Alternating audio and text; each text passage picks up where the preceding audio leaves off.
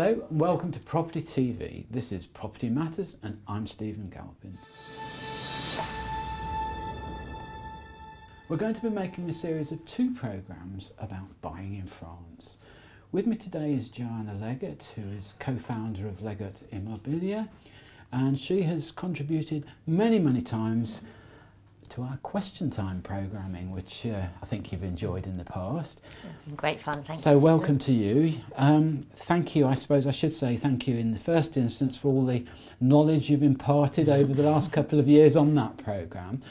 But Joanna, what I want to do today is try and encapsulate the journey of buying a property in France. So if I may, we'll start off in this particular programme by looking at what you, as perhaps one of the leading agents in France, can do for me when I want to buy property and how that process works on the way through. And then in programme 2, we'll be looking at where and what to expect in France when we've finally made our choice. Okay? Okay, yeah, no problem. So let me ask you first of all, Joanna, where do most of your clients come from? Is it from adverts in the Sunday Times or is it from exhibitions or...? Well, realistically, clients come from everywhere, but 90%, I would say now, of all property searches start online. Particularly when you don't live in the country, you can't drive around and have a look around or pop into an estate agent's office as we were used to doing in the past. And I think worldwide, 80% of all property searches start online. So whether you're looking at a portal or our own website, or you're directed from a news article to a website, etc., most of it will start, as we say, one click away. So Okay. you look on a website.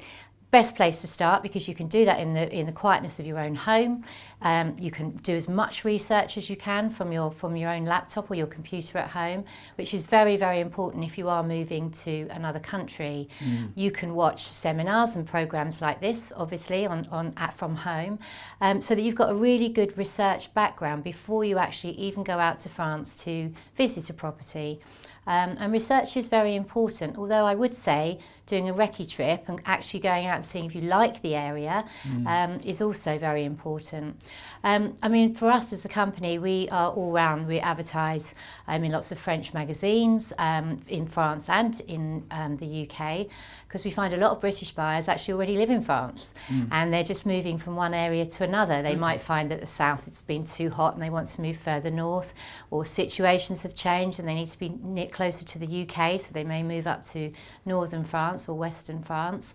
And if you're in the UK, again, you can research all the portals and all the websites and put together a really good short list of properties that you want to see before you come over. What about the property exhibitions that I see advertised here? The property exhibitions are great. Unfortunately this year we haven't had many, but hopefully next year they'll be coming back in.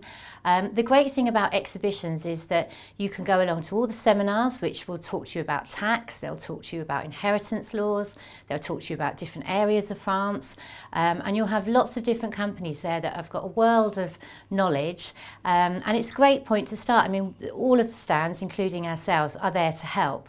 We're not there to sell you anything, we're just there to talk to you about different areas, climates, getting children into school, what work opportunities there are, healthcare, etc. And so I would say that an exhibition is a really good starting point, because you'll have everybody in one place, and you can have a really good chat, you can watch the seminars, you can talk to other clients on the stand, and generally speaking on our stand we try to take agents from all different areas so that they can talk about their individual region. And also we tend to take the British agents who work with us who've actually done the move, so they can talk to the clients from their own experience, what the pitfalls were, what they found that was good, what was bad, etc. So you can get a real life experience by going to a property exhibition. Well, I can remember years and years ago I used to work in Spain, and I used to hear the guys and girls talk, and they always used to say actually it's like having another member of the family when you're trying to help somebody move to a different country. You know, it's where do I get a stamp, where do I tax my car, word, do I? It totally is, and it's such a different world being an estate agent in another country to being an estate agent in the UK. If you're selling property to Brits in the UK, obviously they know the area, they tend to know the schools, they tend to know exactly which road they want to buy in, or which area they want, whether that's for a school catchment area. When you're buying abroad, it's a lifestyle choice. So it's a totally different market as such. And so for an estate agent in France, it's a complete hold-handing service because hand-holding, should I say, because they don't know the area. Well, not anymore, not at the moment anyway. Maybe elbow Yeah. bashing. But they have to, they don't know the language. That's probably the biggest barrier, whether you're going to Spain, Italy or France. But with France, particularly if you're buying in rural areas, nobody will speak English. Whereas in Spain, you'll get a lot of areas where they all speak English and can be quite helpful. So the role of an agent is very, very different to what it would be in the UK. And you do have to give a lot of advice and you do have to give a lot of experience. So you become sort of a tourist guide because you want to show the area and show what's available in the area. I've taken families to the local school so they can see the school. I've taken them to meet the mayor so they can meet the mayor and the local community. I've taken them to local events so they can see what's going on. Now that obviously wouldn't happen in the UK. If you were buying a house in the UK, you'd view the house, make your offer and the estate agent would take you through. So it's a very different type of service that's offered by agents in foreign countries as such. Okay, so I've attended your exhibition. I'm thinking, yep, this is a place I want to go. How would I set about deciding what area? We'll talk about the specific areas in programme 2, but how would you suggest I start to limit the numbers? I would suggest what we tend to do, if you're at an exhibition, we will talk to you about the areas at the exhibition. You can watch seminars on different areas of France, etc. Some that I presented myself are available online that you can watch regarding the different areas. I would suggest that a recce trip is essential because I wouldn't buy in an area that you don't know. If you've never been there, you haven't holidayed there. A lot of our buyers have holidayed in the areas that they want to buy in, and that's why they're buying in those areas. But if you don't know the area, a recce trip is really important. But what we would do, we would take a criteria. So what is it you're looking for in your new life? Do you need to be near to the UK? Are you looking for weather? Are you looking for hot weather? Are you looking for mild weather? Do you need lots of land? Have you got a big family? Have you got a small budget but you need lots of land? So we take a really, really good criteria list and put that together. From that list, we'd be able to tell which are the best areas for that particular individual or family, because you say you've got 150,000 euros and you need a 5-bedroom house with thousands of acres of land or whatever, you're not going to get that in the south of France. 180 is probably the minimum for a 3-bedroom village house, whereas 150 in the Creuse or the Limousin areas, which is the centre of France, you would have a lovely big farmhouse with lots of land. So I think budget is one of the main criteria, and also the weather and how close proximity, or how you need to, if you need to get back to the UK, whether that's grandchildren or you want to commute or one of the partners wants to commute, then again transport links are quite important for getting back as well. All right, so first thing then is decide that's something you want to do. Second thing is have a look at your specific requirements, and along with that, look at the budget that you've actually got to spend. Exactly. And then what we can do with that, so once we have a criteria, we have a sales support team at our head office, and what they will do then is they will put you in touch with, we'll decide together, like, what's the right area for you? These are the areas that we think. So there may be 3 areas that fit the criteria and you're not sure of those areas. Then it will come down to the type of house you actually like, because in France, because it's huge, it's the biggest country in Western Europe, the areas change quite dramatically, so the architecture can be totally different. So then it's down to your style of property. So what our sales support team would do would be to send your criteria out to all of the agents that we have working with us in those areas. They would then put together some property links to our website, send them back to sales support, and then sales support would send them out to you as the client.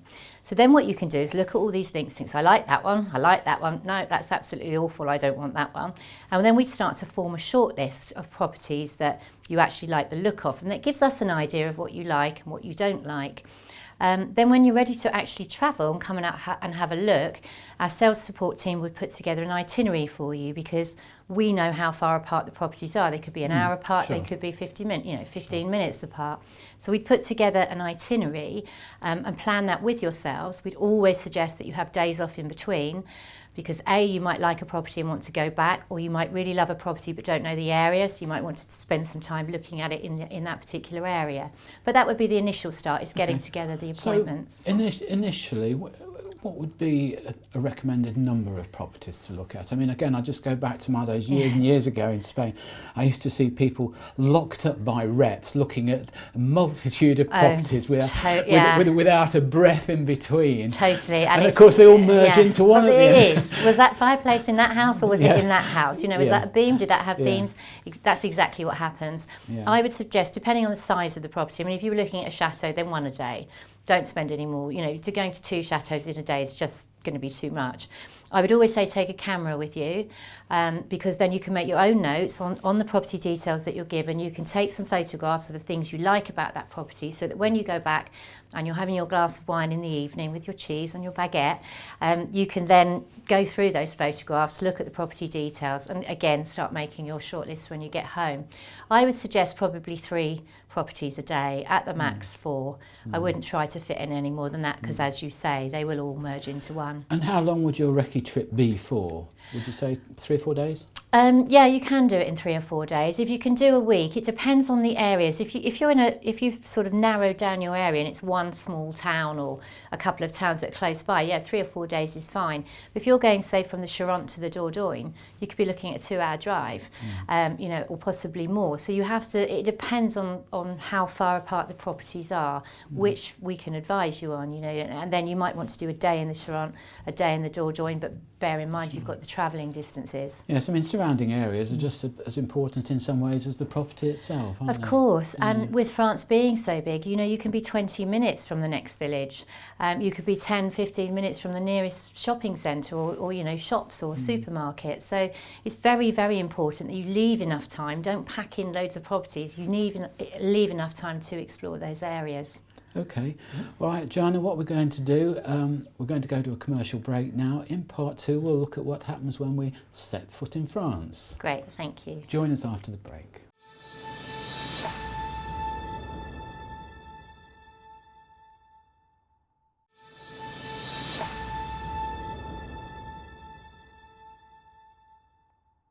Hello and welcome back to part 2 of Property Matters, our French special. Join me is Joanna Leggett and I'm Stephen Galpin. So, Joanna, I've listened to what you've had to say in the first half of the programme. We're all excited. We're off to look at some properties in France. So I jump on the Eurostar. I arrive in France. What happens next? Do you meet me? Well, we would obviously meet you, but the most important thing I think would be A, where you're going to be staying. So we can help you with that with chambre d'hôtes, which are bed and breakfast, or gîtes, depending on where you're going to be. If you are doing the Eurostar, you are going to probably need a car. So whatever town or city you come into, unless you're buying in a city where obviously you won't need a car at all, but most of our Brit clients and most of the British people that buy in France buy in the countryside locations or in the Alps, for example, or the Côte d'Azur, but they're normally holiday type destinations, and because of that and the rural communities that they're in, you will need a car to travel between, because you might be seeing one agent in one area and a totally different area agent in another. It's not like if you were buying in Spain or Tenerife where the agent would pick you up, you'd go to one complex and maybe see 5 or 6 different properties in the same complex. And get tied up until you bought something. You're not allowed out until you bought something, exactly. And why aren't you buying? And then you're taken back to the airport and sent back with your check signed. It's not quite like that anymore, I'm sure. But yeah, I would suggest, but also because we always advise that you spend some time on your own, not just with the agent. So to be able to spend some time on your own and look at the areas and go out to the local cafes, speak to the local people, you would need a car. So well, that rental car will just give you that bit of freedom. It gives you the freedom, and it also gives you the space, and you can travel from place to place. Most of our clients, I'd say, would fly and pick up a car at the airport, or they drive over, particularly those with dogs. and pets that might be coming on, using the property search trip as also a little bit of a holiday. Any quarantine issues with dogs? Not at the moment, no. We don't know what's going to happen after Brexit, but at the moment there's no quarantine with dogs, no. So you can move your pets freely around? Free, as long as they've had the rabies jab and they've got their pet passport, which they have to have done the worming, etc., the day before they travel, and that has to be proven in the pet passport, they can freely travel around France. And a lot of our clients do. And we've noticed in the last 6 months, with obviously what's happening in the world with COVID, etc., that a lot of people are tending to drive over. They don't want to fly, they don't want to get on trains, so they are tending to drive. And then obviously it depends how far you want to go down France, because from Calais to the Côte d'Azur, for example, is 1,200 kilometres. So it depends how long you've got. And if you're stopping off on the way, then that's fantastic. But if you've only got a few days, you don't want to be driving down to the Côte d'Azur. You'd probably be better to fly. Okay. So, all right, we meet up. I've got my rent-a-car. You come and meet us at the hotel or guest house that we're staying in? Well, generally, we wouldn't do that. The reason is because the properties, as I say, are quite far apart. Right. So you might have chosen one there and the next one's an hour away. Okay. So rather than us go all the way over there to where your hotel or wherever it is you're staying, it would usually be guest houses in France. Generally speaking, most people prefer to stay in a holiday home, a gîte or an Airbnb, for example. Okay. There's not so many hotels, particularly in rural communities. They are in the cities, but not in the rural communities. So we would suggest, if the property, say, is in Villebois-la-Valette, it's the name of a town, we would suggest that we meet you in a cafe in Villebois-la-Valette, so we can sit down, have a coffee before we head off for the day, talk about the town. You get a feel for what the local town is to that particular property, and then we head off to that property. Then if you were changing agents, because the next property is with a different agent, you would travel across and perhaps meet them at an office. But we tend to say, let's meet in the local village, local cafe or local bar or whatever, so that you really get be able to appreciate what's around you and what's near to that property.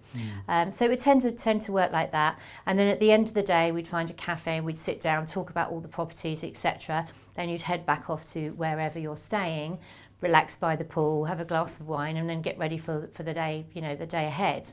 And if you are changing areas, you might be staying in one and then drive off to another chambre d'hôte or Airbnb or whatever in another area. Okay, so we look at a few properties over the next 2 or 3 days. Are you expecting me to make a decision there and then in that trip? We don't expect anything, because obviously everybody's at different stages.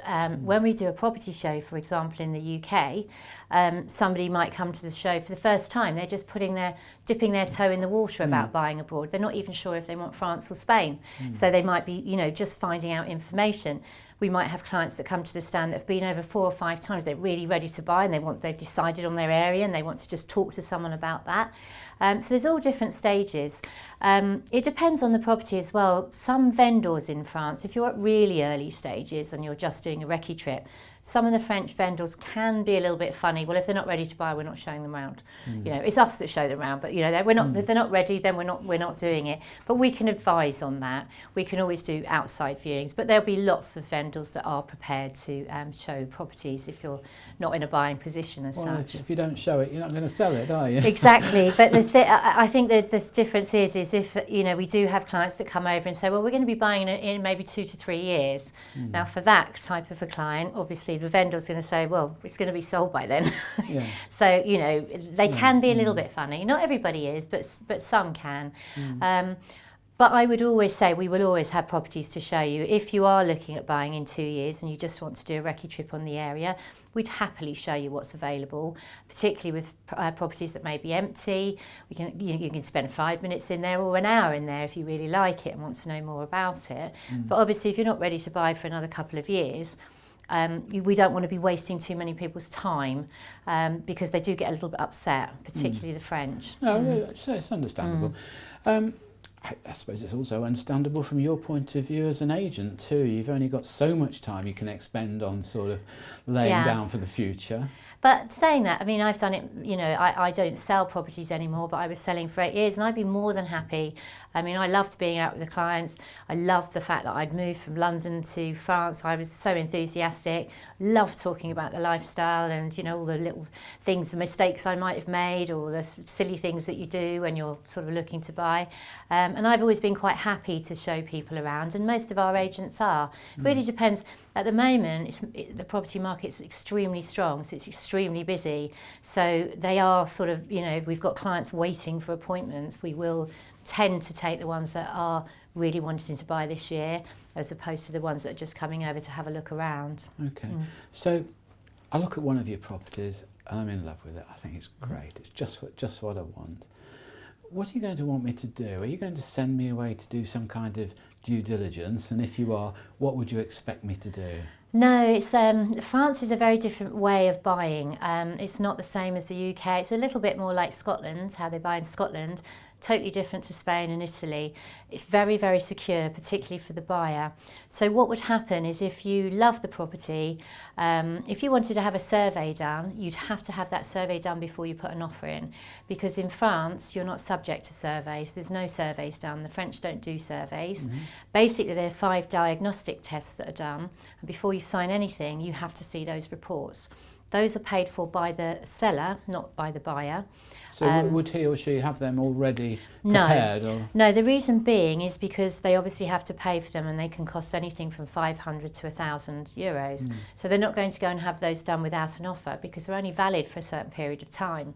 So, you know, once they receive an offer, we can have those tests turned around very quickly. We will instruct the conveyancing chap that will come around and make those tests, and we can have them ready, generally speaking, within a week. Okay. So it's not too difficult to do. If the house has fallen through or somebody hasn't got finance, the test might already be there ready to go. So in that respect, we can turn it around even quicker. Okay. And there's certain things like a termite test, which all properties have to have. That's only valid for 3 months. So if the sale even goes over 3 months, we'd have to have that test done again. Okay. Well, what I'm trying to get from you is, what would you advise me to do? So I've looked at this property. I think I really love it. Do I ditch you then for a day and go for a wander around on my own to see what's all about me, what's happening in the villages, or I mean, what do I do? It depends who you're with. If you're, you know, if you were with me, for example, we would have already discussed the village. We'd have been in the village. We'd have probably had a beer at the end of the day, or a glass of wine. We would have had a coffee. So you'd have got a lot. And you'd who's have learned a lot. Generally speaking, it would be me. But but you know, it really depends on where you are. And I wouldn't obviously at the property make an offer, because you'd want to go away and think about it. Then the next morning, you know, you'd call your agent. You say, look, I'm thinking of putting an offer. This is what I'm thinking of. What do you think? Now, the agent will know what situation the vendor is in. It could be an inheritance, and there could be 9 people involved in the sale, because 9 children have inherited it. In that case, it's always a little bit tricky, because you always get one that doesn't want to accept. Unless it's the asking price, then they have to accept. At the moment, because the market's strong... just run that by me again. So if you offer the asking price... Yeah, you have to accept. Do they really? Yeah, because the mandate in France literally says they all have to sign for us to be able to market that property on the mandate. And as part of the mandate, if the full asking price is offered, it's a done deal. And would that apply to just a normal vendor who's selling on their own too? Exactly, yeah. It's asking price offers have to be accepted. Well, I suppose it stops any form of gazumping, doesn't it? Well, the good thing about this as well is that the vendor, once signing, so what happens is a compromis de vente is drawn up. That's like the exchange of contracts. That could be done within a week of you making an offer, because we've had all the tests done, ready to go. You then would sign that as a buyer, and then it's given to the vendor to sign. Once the vendor sign, can't sell it to anyone else. So this could be within a week of you putting an offer in. The buyer, however, has a 10-day cooling off period. So you go back to the UK, or you're in the UK and you think, you know what, I don't really want that house now. You can still pull out within those 10 days. The vendor can't. So he literally can't sell it to anyone else unless you actually write and say, we no longer want to buy the house.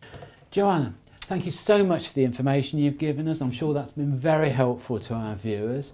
Now, as I mentioned at the start of the programme, our next programme will deal with the geography of France and some of the special areas that no doubt you can tempt us to buy in. I'm Stephen Galpin. Join me again next time on Property Matters.